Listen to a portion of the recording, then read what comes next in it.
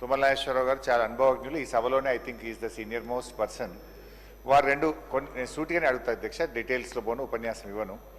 Oil palm విషయంలో మంత్రి గారు చెప్పినటువంటిది వ్యాఖ్యలతోని పూర్తిగా నేను ఏకీభవిస్తున్నాను. బట్ ఒకటి మంత్రి గారు ఏమవుతుందంటే, కొత్త గవర్నమెంట్ వచ్చిన తర్వాత ఆయిల్ పామ్ మీద అసలు ఫోకస్ తగ్గింది. మీరు ప్రయత్నం చేస్తున్నారు కానీ జిల్లా కలెక్టర్లు, జిల్లా ఇన్ఛార్జ్ మంత్రుల ఫోకస్ తగ్గింది. ఇప్పుడు నా జిల్లాలోనే వేలాది ఆయిల్ పామ్ మొక్కలు నర్సరీలో ఉన్నాయి, పెట్టే రైతులు లేరు. There is no drive from the collector or agriculture or horticulture department.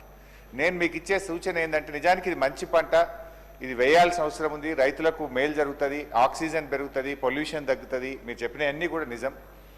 అయితే ఆ మొక్కలు ఉండి పెట్టలేని పరిస్థితి ఏర్పడ్డది, అసలు డ్రైవ్ లేదు. నా రిక్వెస్ట్, మీరు కానీ మీ సెక్రటరీ కానీ మీ కమిషనర్ కానీ ఎవ్రీ మంత్ ఒక వీడియో కాన్ఫరెన్స్ పెట్టి మంత్లీ ప్రోగ్రెస్ కలెక్టర్లను, అగ్రికల్చర్, హార్టికల్చర్ను రివ్యూ చేసి పెట్టించడం ద్వారా ఈ దేశానికి, ఈ రాష్ట్రానికి, రైతులకు మేలు చేసిన వాళ్ళం అవుతాం.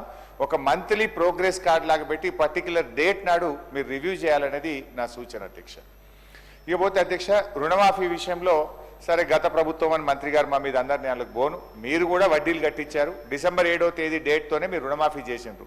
మీరు చేసింది ఆగస్టు, సెప్టెంబర్, అక్టోబర్లో చేస్తే 6 నెలల కాలానికి రైతులు వడ్డీ కట్టుకుంటేనే రుణమాఫీ జరిగింది. అయితే నేను మంత్రి గారిని సూటిగా అడిగేది, ఇప్పుడు ఆర్ శ్రీనివాస్ గారు కూడా చెప్పిన రుణమాఫీ కాలేదని. సో 2 లక్షల లోపు రుణమాఫీ కాని వాళ్ళు ఉన్నారు, 2 లక్షల పైన కూడా రుణమాఫీ కానటువంటి వాళ్ళు ఉన్నారు. ముఖ్యమంత్రి గారి మాట నమ్మి కొంతమంది ఆ పైన ఉన్న డబ్బులు కట్టారు. ఎప్పట్లోగా ఈ రుణమాఫీని పూర్తి చేస్తారు అనేది సూటిగా వారి సమాధానం చెప్పమనండి. నంబర్ 1. నంబర్ 2, పంట నష్టపరిహారం అందరికీ ఇచ్చామన్నారు. మొన్న యాసంగి పంటలో నా నియోజకవర్గంలోనే వడగళ్ల వానబడి వందలాది ఎకరాల్లో పంట నష్టమైంది.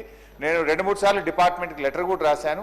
ఆ ఇన్పుట్ సబ్సిడీ ఏదైతే ఒక్క ఫస్ట్ ఫేజ్కి ఇచ్చిండ్రో తర్వాత ఇవ్వలేదు, అది దయచేసి ఆ ఇన్పుట్ సబ్సిడీ ఇప్పించాలి. సిద్దిపేటే కాదు రాష్ట్రం అంతా ఇవ్వాలని కోరుతున్నాం. ఇక 3వ పాయింట్ అధ్యక్ష, పంటల బీమా విషయంలో రైతులు కొంత కట్టాలన్నారు. లాస్ట్ బడ్జెట్లోనేమో 100% రాష్ట్ర ప్రభుత్వమే అన్నారు. ఇప్పటికి 3 పంటలు పోయినాయి. దయచేసి వీలైతే అది మొత్తం ప్రభుత్వమే కట్టే విధంగా ప్రయత్నం చేయాలి. అండ్ లాస్ట్ పాయింట్ అధ్యక్ష, సన్ఫ్లవర్ నా నియోజకవర్గంలో నేను ప్రత్యామ్నాయ పంటలు వేయాలి, 2 సార్లు వరి వేయడం ద్వారా మరి ఇబ్బంది వస్తుందని రైతుల్ని ఫోకస్ చేస్తే 11,000 ఎకరాల్లో సన్ఫ్లవర్ వేశారు. ఈ సన్ఫ్లవర్లో ఏమవుతుందంటే అధ్యక్ష, ఈ 9-10 క్వింటాల పంట పండుతుంది.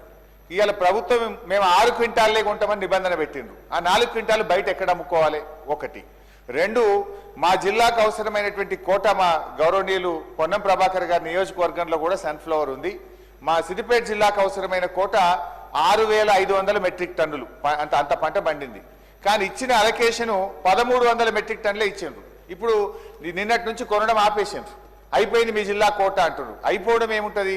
అది కేంద్ర ప్రభుత్వం ఇవ్వచ్చు, మిగతాది రాష్ట్ర ప్రభుత్వం నుంచి గతంలో బీఆర్ఎస్ ప్రభుత్వం ఉన్నప్పుడు కొన్నాం. ఇలా నారాయణ్ ఖేడ్, కామారెడ్డి, సంగారెడ్డి ప్రాంతంలో జొన్నలు పండితే జొన్నలు కూడా కొనుగోలు స్టార్ట్ చేయలేదు. సన్ఫ్లవర్లో కూడా ఇబ్బంది ఉంది.